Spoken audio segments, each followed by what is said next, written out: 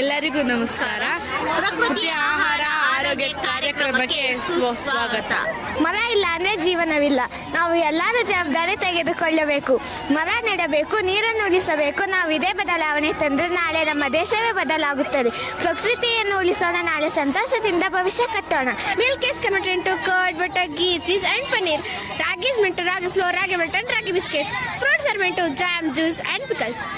Value-added agriculture helps farmers in many ways, such as it increases farmers' income, create employment in villages, reduce food wastage, increase more industries.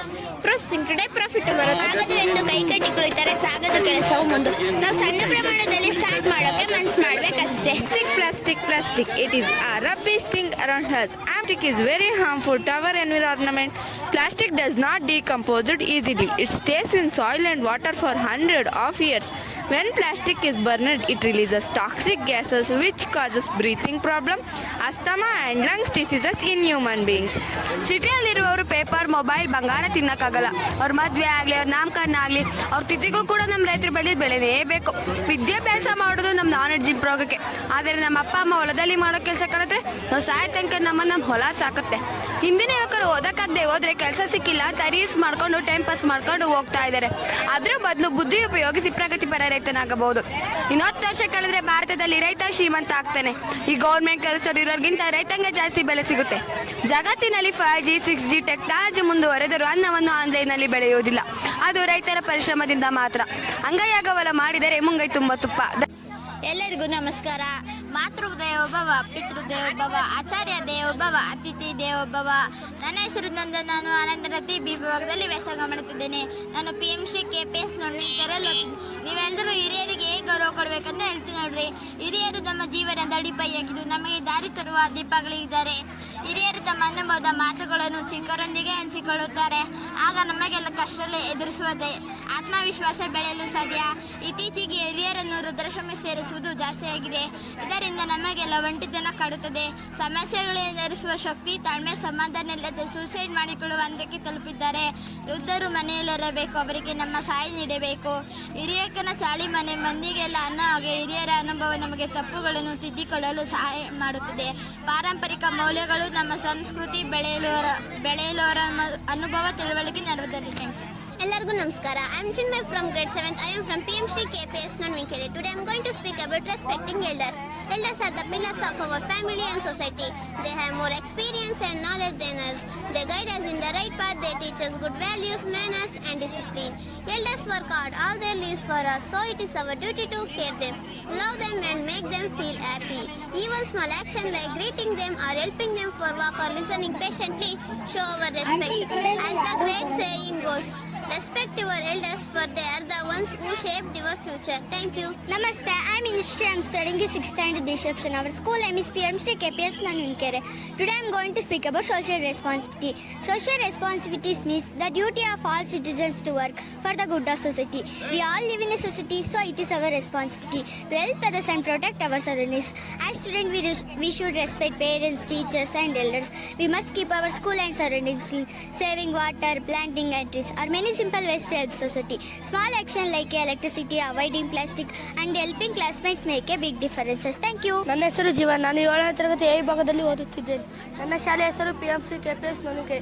ಪ್ರತಿಯೊಬ್ಬ ಸಮಾಜದ ಉತ್ತಮ ಅಭಿವೃದ್ಧಿಗಾಗಿ ಹೋರಾಟ ಮಾಡಬೇಕಾದ ನೈತಿಕ ಕರ್ತವ್ಯವನ್ನು ಸಾಮಾಜಿಕ ಜವಾಬ್ದಾರಿ ಎನ್ನುತ್ತೇವೆ. ವ್ಯಾಪಾರ, ಉದ್ಯೋಗ ಇತ್ಯಾದಿ ಚಟುವಟಿಕೆಗಳಲ್ಲಿ ತೊಡಗಿರುವುದು ವ್ಯಕ್ತಿಗಳು ಪರಿಸರದ ಕಾಳಜಿ, ನೈತಿಕತೆ, ಶಿಕ್ಷಣ, ನೀರು ಸಂರಕ್ಷಣೆ ಮುಂತಾದ ಕ್ಷೇತ್ರಗಳಿಗೆ ಕೊಡುಗೆ ನೀಡುವುದು ಸಾಮಾಜಿಕ ಜವಾಬ್ದಾರಿ ಬಗೆಗಿನ ಅರಿವು ಬೇರೆಯವರಿಂದ ಬರುವುದಿಲ್ಲ. ನಮ್ಮಲ್ಲಿರಬೇಕಾದುದು ನಾವು ಅಂದರೆ ಮನುಷ್ಯರು ಅಥವಾ ಸಂಸ್ಥೆಗಳು ತಮ್ಮ ಸ್ವಾರ್ಥದ ಆಚೆಗೆ ಸಮಾಜ, ಪರಿಸರ ಮತ್ತು ಸಮುದಾಯದ ಕಲ್ಯಾಣಕ್ಕಾಗಿ ನೈತಿಕವಾಗಿ ಕಾರ್ಯನಿರ್ವಹಿಸುವ ಹೊಣೆಗಾರಿಕೆಯಾಗಿದೆ. ನಾವು ಪಡೆದಿರುವ ಕೆಲಸ, ಹಣ, ಆಸ್ತಿ, ವಿದ್ಯೆ, ಅಧಿಕಾರ ಇವೆಲ್ಲವೂ ಸಮಾಜದ ಕೊಡುಗೆಯಾಗಿದೆ.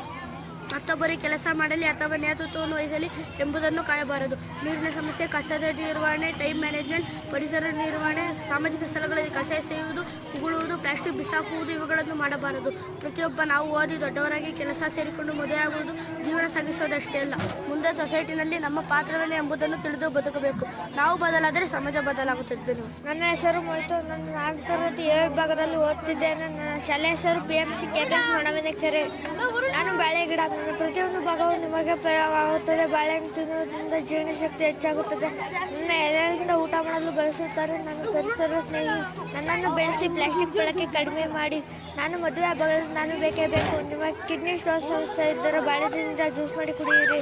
ದೇಹದ ಉಷ್ಣತೆ ಕಡಿಮೆ ಆಗುವುದು. ಧನ್ಯವಾದಗಳು. ನನ್ನ ಹೆಸರು ನಾನು 6ನೇ ತರಗತಿ ಸಿ ಬಗ್ದಿರೋ ಓದುತ್ತಿದ್ದೇನೆ. ನಾನು ತೆಂಗಿನ ಮರ.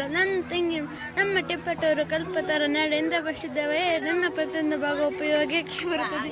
ನನ್ನನ್ನು ಬೆಳೆಸಿದರೆ ನಾನು ನಮಗೆ ಲಾಭ ಸಂತೋಷ ತಂದು ಕೊಡುತ್ತೇನೆ. ನನಗೆ ರಾಸಾಯನಿಕ ಗೊಬ್ಬರ ಹಾಕಿದರೆ ನನಗೆ ತೊಂದರೆ ಆಗುತ್ತದೆ. ಸಾವಯವ ಗೊಬ್ಬರ ಹಾಕಿ ನನ್ನನ್ನು ಬೆಳೆಸಿ. ನನ್ನನ್ನು ನಿಮ್ಮ ಮಿತ್ರನಂತೆ ನೋಡಿ. ಎಲ್ಲರಿಗೂ ನಮಸ್ಕಾರ. ನನ್ನ ಹೆಸರು ಮನೋಜ್. ನಾನು 6ನೇ ತರಗತಿ ಬಿ ವಿಭಾಗದಲ್ಲಿ ಓದುತ್ತಿದ್ದೇನೆ. ನಮ್ಮ ಶಾಲೆಯ ಹೆಸರು PMC KPS ನೋಣಿಕೆರೆ. ಭೂಮಿಯ ರಕ್ಷಣೆ ಎಂದರೆ ಇಂದು ನಾವು ಭೂಮಿಯನ್ನು ಅತಿಯಾಗಿ ದುರುಪಯೋಗ ಮಾಡುತ್ತಿದ್ದೇವೆ. ಅತಿಯಾದ ಪ್ಲಾಸ್ಟಿಕ್ ಬಳಕೆ, ಕೃಷಿಯಲ್ಲಿ ರಾಸಾಯನಿಕಗಳ ಬಳಕೆ, ಅರಣ್ಯ ನಾಶ ಇವೆಲ್ಲವೂ ಭೂಮಿಗೆ ಹಾನಿ ಮಾಡುತ್ತಿದೆ. ನಾಳೆಯ ಭವಿಷ್ಯವನ್ನು ಉಳಿಸಲು ಹಿಂದೆ ಭೂಮಿಯನ್ನೇ ಕಾಪಾಡಬೇಕು. ಮರ ನೆಟ್ಟು ಬೆಳೆಸುವುದು, ಮಳೆ ನೀರನ್ನು ಸಂಗ್ರಹಿಸುವುದು, ಸಹಜ ಕೃಷಿಗೆ ಪ್ರೋತ್ಸಾಹ ನೀಡಬೇಕು. ಇವೆಲ್ಲವನ್ನು ಪ್ರತಿದಿನ ನಮ್ಮ ಕರ್ತವ್ಯ ಎಂದು ಪಾಲಿಸಬೇಕು. ಭೂಮಿಯ ರಕ್ಷಣೆ ನಮ್ಮೆಲ್ಲರ ಹೊಣೆ. Thank you. Namaste, I am Gavi. I am from 6th P. My school name is PMC KPS Tonnavinakere. Good morning everyone. Today I am here to speak about protection of Earth. Earth is our only home. It gives us air to breathe, water to drink, food to eat, land to live on. Without Earth, life is impossible but sadly true. To human activities like deforestation, pollution, plastic waste and overuse of natural resources, our Earth is in danger. We should plant trees, save water, avoid plastic, recycle waste and also protect animals and soil. Save Earth, save life, save future. Thank you. ನನ್ನ ಹೆಸರು ಕುಮಾರಸ್ವಾಮಿ. ನಾನು 6ನೇ ತರಗತಿ B ವಿಭಾಗದಲ್ಲಿ ವ್ಯಾಸಂಗ ಮಾಡುತ್ತಿದ್ದೇನೆ. ನನ್ನ ಶಾಲೆ ಹೆಸರು PMC KPS ನೋಣಿಕೆರೆ. ನಮಗೆಲ್ಲ ಗೆಜ್ಜುಡ್ಸಿ ಲಾಲಿಪಾಪ್ ಅಂದರೆ ಬಾಯಲ್ಲಿ ಜ್ಯೂಸ್ ಬಿಡುತ್ತಲ್ವ, ಅದನ್ನು ಮನೇಲಿ ಹೇಗೆ ತೇರ್ಸೋದು ಹೇಳ್ಕೊಡ್ತೀನಿ. ಇವತ್ತು ಮೊದಲು ಹುಣಸೆ ಹಣ್ಣನ್ನು ತೊಳಿಬೇಕು. ನಂತರ ಹುಣಸೆ ಹಣ್ಣನ್ನು ಸಣ್ಣದಾಗಿ ರುಬ್ಬಬೇಕು. ಇಲ್ಲಾಂದರೆ ಕಲ್ಲಲ್ಲಿ ಗೆಜ್ಜುದ್ರೆ ಚೆನ್ನಾಗಿ ರುಚಿ ಬರುತ್ತೆ. ಇದಕ್ಕೆ ಬೆಲ್ಲ, ಉಪ್ಪು, ಖಾರ ಹಾಕಿ ಕಲಸಿ ತಯಾರಿಸಿದರೆ ರೆಡಿ ಆಗುತ್ತದೆ. ಹುಣಸೆ ಲಾಲಿಪಾಪ್ ಅಥವಾ ಗೆಜ್ಜುಣಸೆ ಎಂದು ಕರೆಯುವ ಇದನ್ನು ತಿನ್ನಲು ಚಿಕ್ಕವರಿಂದ ದೊಡ್ಡವರು ತುಂಬ ಇಷ್ಟಪಡುತ್ತಾರೆ. Thanks for all. Namaste, I am Komala from 6th B. School name is PMC KPS Nonavanakere. Tamarind lollipop. Tamarind lollipop is a traditional sweet made from tamarind pulp, jaggery and spices. It is a healthy snack for children. It is good alternative to chocolate. It improves digestion. It is rich in vitamin C. Control acidity when homemade containers. No artificial colors or preservatives. Traditional taste, healthy choice. Thank you. ನನ್ನ ಹೆಸರು ಕವನ. ನಾನು 5ನೇ ತರಗತಿ B ವಿಭಾಗದಲ್ಲಿ ವ್ಯಾಸಂಗ ಮಾಡ್ತಿದ್ದೇನೆ. ಹುಳಿಕಾಳು ಹಪ್ಪಳ. ನಮಸ್ಕಾರ. ಬನ್ನಿ ಹಳ್ಳಿಯ ತಿನಿಸು ನಗರದ ಆರೋಗ್ಯ ಎಂಬ ಮಾತಿನಂತೆ ಬನ್ನಿ ಹಪ್ಪಳ ತಗೊಳ್ಳಿ. ರುಚಿಕರವಾದ ಹಪ್ಪಳ, ಹುಳಿಕಾಳು ಹಪ್ಪಳ ಮನೇಲಿ ಮಾಡಿದ್ದು. ಇದನ್ನ ಸುಟ್ಕೊಂಡು ತಿಂದರೆ ಇದ್ರ ಟೇಸ್ಟ್ ಬೇರೆ. ನೀವು ನೋಡಿ, ನೀವು ತಿಂದ ಸರಿ ಜಿನ್ನಾಗ್ತಿಲ್ವಾ? ಹಾಗಾದರೆ ಬನ್ನಿ ನಮ್ಮೂರಿನ ಹಳ್ಳಿ ಸುಡೋ ರುಚಿ ಅಂಗಡಿಗೆ. ಇಲ್ಲೇ ಹಪ್ಪಳನ ಸುಟ್ಕೊಡ್ತೀವಿ. ಇಲ್ಲೇ ಟೇಸ್ಟ್ ಮಾಡಿ, ಬೇಕಂದ್ರೆ ಮನೆಗೆ ತಗೊಂಡೋಗಿ. ಧನ್ಯವಾದಗಳು. ಸ್ನೇಹಿತರೆ, ಪ್ಯಾಕೆಟ್ ಸ್ನಾಕ್ ತಿಂದು ಬೋರ್ ಆಗಿದೆ ಹಾಗೆಂದ್ರೆ ಕೇಳಿ. ಇದು ನಮ್ಮ ಕಡಲೆಕಾಳು. ಉರಿದು ದೇಹಕ್ಕೆ ಶಕ್ತಿ ಕೊಡುತ್ತದೆ. ಎಣ್ಣೆ ಇಲ್ಲ, ಕೃತಕ ಇಲ್ಲ, ರುಚಿ ಮಾತ್ರ ಸೂಪರ್. ಕಡಲೆಕಾಳು ಉರಿದು ಚಿಕ್ಕದರಲ್ಲಿ ದೊಡ್ಡ ಆರೋಗ್ಯ. ಧನ್ಯವಾದಗಳು. ನಮಸ್ತೆ ಸ್ನೇಹಿತರೆ, ನನ್ನ ಹೆಸರು ಕುಸ್ಮಿತಾ. ನಾನು 5ನೇ ತರಗತಿ ಬಿ ವಿಭಾಗದಲ್ಲಿ ಓದುತ್ತಾ ಇದ್ದೇನೆ. ನನ್ನ ಶಾಲೆಯ ಹೆಸರು PMC KPS tonnavinakere. ಗೆಣಸು ಒಂದು ಪೌಷ್ಟಿಕಾಂಶಯುಕ್ತ ಆಹಾರ. ಅದನ್ನು ಸುಟ್ಟಿ ತಿನ್ನುವುದರಿಂದ ಸಹಜ ಸಕ್ಕರೆ ಹೆಚ್ಚಾಗುತ್ತದೆ. ಜೀರ್ಣಕ್ರಿಯೆಗೆ ಸುಲಭ ಶಕ್ತಿ ಹೆಚ್ಚುತ್ತದೆ. ಪೋಷಕಾಂಶಗಳು ನಾಶವಾಗದಲ್ಲೇ ಉಳಿಯುತ್ತದೆ. ಧನ್ಯವಾದಗಳು. My name is Gujam Shri B section of school name is PMC KPS Nonavanakere. Ragi also called as finger millet. It is one of the healthiest and grains grown in India. It is mainly cultivated in Karnataka, Tamil Nadu and Andhra Pradesh. So it is called as superfood. It is very good for growing children, women and old peoples. Here we have prepared the ragi kilsa. It is also called as ragi halwa. It is very tasty and healthy for sweet for us. Here used the jaggery to make this. The jaggery also rich in calcium. Eat ragi, stay healthy. ನಮಸ್ಕಾರ. ರಾಗಿ ತಿನ್ನವ ನಿರೋಗಿ ಎಂಬ ಗಾದೆ ಮಾತಿದೆ. ಈಗಿನ ಕಾಲ ಮಕ್ಕಳಿಗೆ ಶಕ್ತಿನೇ ಇಲ್ಲ. ಯಾವಾಗಲೂ ಸುಸ್ತು ಅಂತಾನೆ ಇರ್ತಾರೆ. ಆಕ್ಟಿವ್ ಆಗಿರಲ್ಲ. ಆಕ್ಟಿವ್ ಆಗಿರಬೇಕು ಅಂದರೆ ಏನು ಕೊಡಬೇಕು ಅಂತ ಚಿಂತೆ ಮಾಡ್ತಿರ್ತೀರಾ? ಹಾಗಾದರೆ ನಾನು ಹೇಳಿದಾಗ ಫಾಲೋ ಮಾಡಿ. ನನ್ನ ಹೆಸರು ಯೋಗಿತಾ. ನಾನು 4ನೇ ಕ್ಲಾಸಲ್ಲಿ ಓದ್ತಿದ್ದೀನಿ. ನನ್ನ ಶಾಲೆ ಹೆಸರು PMC KPS tonnavinakere. ನೀವು ಡೈಲಿ ರಾಗಿಯಿಂದ ಮಾಡಿದ ಆಹಾರ ಪದಾರ್ಥವನ್ನು ತಿನ್ನಬೇಕು. ರಾಗಿಯು ಸಿರಿಧಾನ್ಯಗಳಲ್ಲಿ ಪ್ರಮುಖವಾದ ನಮ್ಮ ಊರುಗಳಲ್ಲಿ ಬೆಳೆಯುವ ಆಹಾರ ಧಾನ್ಯವಾಗಿದೆ.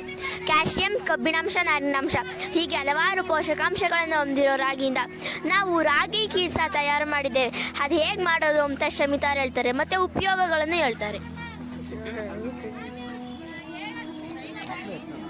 My name is Shimta from grade 7th. My school name is PMC KPS ನಡುಕೆರೆ. ರಾಗಿನ 3-4 ಸತಿ ಕ್ಲೀನಾಗಿ ತೊಳ್ಬಿಟ್ಟು 6 ಗಂಟೆಗಳ ಕಾಲ ನೆನೆಸಿ ಒಂದು ಮಿಕ್ಸಿಗೆ ರಾಗಿ ಮತ್ತು ತುರಿದಿರೋ ಕೊಬ್ಬರಿನ ಹಾಕಿ ಮಿಕ್ಸ್ ಮಾಡಬೇಕು. ಹಾಲನ್ನ ತಗೊಂಡ್ಬಿಟ್ಟು ಒಂದು ಬಾಣಲಿಗೆ ಹಾಲು ಮತ್ತು ಬೆಲ್ಲ ಹಾಕಿ ಕುದಿಸ್ಬೇಕು. ಮಧ್ಯದಲ್ಲಿ ಕೈ ಆಡ್ತಾ ಇರಬೇಕು, ಯಾಕೆಂದರೆ ತಡ ಹೊತ್ತುತ್ತೆ ಗಂಟಾಗುತ್ತೆ. ಮಧ್ಯದಲ್ಲಿ ಕುದಿ ಬಂದಾದಮೇಲೆ ಏಲಕ್ಕಿ ಪುಡಿ ತುಪ್ಪ ಹಾಕಿ ಕೈ ಆಡಬೇಕು. ಅದಾದಮೇಲೆ ಗ್ಯಾಸ್ ಸ್ಟವ್ನ ಆಫ್ ಮಾಡಿಬಿಟ್ಟು ತುಪ್ಪ ಒಂದು ತಟ್ಟೆಗೆ ತುಪ್ಪ ಸೋರಿಟ್ಟಿರಬೇಕು. ಆ ತಟ್ಟೆಗೆ ಇದು ಕುದಿಸಿರೋದು ಹಾಕಬೇಕು. ಅದಾದಮೇಲೆ ತಣ್ಣಗಾಗೋಗ್ಬಿಟ್ಟು ಡೆಕೋರೇಷನಿಗೆ ಗಸಗಸೆ ಮತ್ತು ತುರಿದಿರೋ ಕೊಬ್ಬರಿನ ಹಾಕಬೇಕು. ಅದಾದಮೇಲೆ ನಿಮ್ಗೆ ಯಾವ ಶೇಪಿಗೆ ಬೇಕೋ ಆ ಶೇಪಿಗೆ ಕಟ್ ಮಾಡ್ಕೊಬೇಕು. ಒಂದು ಸೂಚನೆ ಏನು ಅಂದರೆ ಮಧ್ಯದಲ್ಲಿ ಯಾರು ಬಂದು ನೋಡೋದಾಗಲಿ ಏನಾರು ಮಾಡೋದಾಗಲಿ ಮಾಡಿದ್ರೆ ಅದು ಕೆಟ್ಟೋಗೋ ಚಾನ್ಸಸ್ ಇರುತ್ತೆ. Thank you. ಏನಾದರೂ ನಮ್ಮ ಮನೆಯಲ್ಲಿ ನಾವು ಮನೇನ ಡೆಕೋರೇಷನ್ ಮಾಡಬೇಕು, ನಮ್ಮ ಮನೇನ ನಾವು ಅಲಂಕಾರ ಮಾಡಬೇಕು, ನಮ್ಮ ಮನೇನ ನಾವು ಶೋ ಪೀಸಲ್ಲಿ ಚೆನ್ನಾಗಿ ಕಾಣಂಗೆ ಇಡಬೇಕು ಅನ್ನಿಸ್ತಿದೆ. ಬನ್ನಿ ಅದನ್ನು ಯಾವುದರಿಂದ ಯಾವ ಥರ ಮಾಡೋದು ಅಂತ ನಾನು ಹೇಳ್ಕೊಡ್ತೀನಿ. ನನ್ನ ಹೆಸರು ದಿಶಾ, ನಾನು 11ನೇ ತರಗತಿ ಎ ವಿಭಾಗದಲ್ಲಿ ವ್ಯಾಸಂಗ ಮಾಡ್ತಿದ್ದೇನೆ. ನಮ್ಮ ಶಾಲೆಯ ಹೆಸರು PMC KPS ನಡುಕೆರೆ. ತೆಂಗಿನಕಾಯಿ ನಮ್ಮ ಜೀವನದಲ್ಲಿ ಒಂದು ಪ್ರಮುಖವಾದ ಸ್ಥಾನ ಹೊಂದಿದೆ. ಅದರ ಒಳಭಾಗ ಮಾತ್ರವಲ್ಲ, ಹೊರಗಿನ ತೆಂಗಿನ ಚಿಪ್ಪು ಕೂಡ ಬಹು ಮೌಲ್ಯವಾದದ್ದು ಅಂತಲೇ ಹೇಳ್ಬೋದು. ಅದನ್ನು ನಾವು ಸರಿಯಾಗಿ ಉಪಯೋಗಿಸಿದ್ರೆ ಪರಿಸರಕ್ಕೂ ಲಾಭ ಆಗುತ್ತೆ, ಮಾನವರಿಗೂ ಉಪಯೋಗ ಆಗುತ್ತೆ. ಪರಿಸರದಲ್ಲಿ ವೇಸ್ಟ್ ಅನ್ನೋದು ಯಾವುದನ್ನೇ ಇಲ್ಲ, ಅದನ್ನು ಉಪಯೋಗಿಸುವಂಥ ಐಡಿಯಾ ಬುದ್ಧಿವಂತಿಕೆ ಬೇಕು ಅಷ್ಟೇ. ಇಂಧನವಾಗಿ ಇದ್ದಿಲಾಗಿ ಬಳಸ್ಬೋದು, ಕರಕೌಶಲ ವಸ್ತುಗಳನ್ನಾಗಿ ನಾವು ಉಪಯೋಗಿಸ್ಬೋದು. ಉದಾಹರಣೆಗೆ ತೆಂಗಿನ ಚಿಪ್ಪಿನಿಂದ ಬಟ್ಲು, ಚಮಚ, ಹೂದಾನಿ ಅಲಂಕಾರ ವಸ್ತುಗಳನ್ನು ನಾವು ತಯಾರಿಸ್ಬೋದು. ಕಾಫಿ ಕಪ್ಗಳನ್ನು ಮಾಡ್ಬೋದು, ಊದುಗಡ್ಡಿ ಸ್ಟ್ಯಾಂಡಾಗಿ ಮಾಡ್ಬೋದು, ನಾವು ಹೇರ್ ಡೈ ಆಗಿ ಬಳಸ್ಕೋಬೋದು, ಮತ್ತು ಪಕ್ಷಿಗಳಿಗೆ ನೀರಿಡಲು ಮಾಡ್ಬೋದು. ಈ ರೀತಿ ನಮಗೆ ಚಿಪ್ಪಿಂದ ಉಪಯೋಗ ಇದೆ. ಕಸವು ಕಲೆ ಆದರೆ ಅದೇ ಮೌಲ್ಯವರ್ಧನೆ. Thank you. ಎಲ್ಲರಿಗೂ ನಮಸ್ಕಾರ. ನನ್ನ ಹೆಸರು ಚಿಂತ. ನಾನು 6ನೇ ತರಗತಿ ವಿಭಾಗದಲ್ಲಿ ವ್ಯಾಸಂಗ ಮಾಡುತ್ತಿದ್ದೇನೆ. ನಮ್ಮ ಶಾಲೆ ಹೆಸರು PMC KPS ನಡುಕೆರೆ. ನಮ್ಮ ಮನೆಗಳಲ್ಲಿ ತೆಂಗಿನ ಮರಗಳು ಅಲ್ವಾ, ಅದರಲ್ಲಿ ಸಿಗೋ ತೆಂಗಿನ ಗರಿ ನಾಯಿಂದ ತುಂಬ ಉಪಯೋಗವಿದೆ. ಅದೇನೆಂದರೆ ತೆಂಗಿನ ನಾಯಿಂದ ಕಾಲು ಒರೆಸೋ ಮಾಡಿ ಪಾರದರ್ಶಕ ಸ್ಕ್ರಬ್ಬರ್, ಹಗ್ಗ ತಯಾರಿಕೆ ಮತ್ತು ಹಾಸಿಗೆಗಳನ್ನು ತಯಾರಿ ಮಾಡುತ್ತಾರೆ. ತೆಂಗಿನ ನಾರು ಮತ್ತು ನಾರಿನ ಪುಡಿಯನ್ನು ಮಣ್ಣಿನ ತೇವಾಂಶ ಕಾಪಾಡಲು ಗಿಡಗಳನ್ನು ಬೆಳೆಯಲು ಬಿಡ್ತಾರೆ. ತೆಂಗಿನ ಗರಿಗಳಿಂದ ಹಲವಾರು ವಸ್ತುಗಳು ಮಾಡಬಹುದಾಗಿದೆ. ಉದಾಹರಣೆಗೆ ಟೋಪಿ, ಚಾಪೆ, ಅಲಂಕಾರಿಕ ವಸ್ತುಗಳು, ಕಸಪರಕೆ, ಮ್ಯಾಟ್ ಮಾರಬಹುದಾಗಿದೆ. ಇತ್ತೀಚೆಗೆ ದೊಡ್ಡ ರೆಸಾರ್ಟ್, ಹೋಟೆಲ್, ಡಾಬಾಗಳಲ್ಲಿ ಗುಡಿಸಲು ಅಥವಾ ಹಟ್ ಮಾಡಿರುತ್ತಾರೆ, ಏಕೆಂದರೆ ಅದು ತಂಪು ನೀಡುತ್ತದೆ. ತೆಂಗಿನ ಗರಿಗಳನ್ನು ಮದುವೆ, ಹಬ್ಬ ಅಥವಾ ಪೂಜೆಗಳಲ್ಲಿ ಅಲಂಕಾರಕ್ಕಾಗಿ ಬಳಸುತ್ತಾರೆ. ನೋಡಿ ಎಷ್ಟೆಲ್ಲ ಉಪಯೋಗ ಆಗುತ್ತೆ ತೆಂಗಿನ ಗರಿ ಮತ್ತು ನಾರಿಂದ. ಧನ್ಯವಾದಗಳು.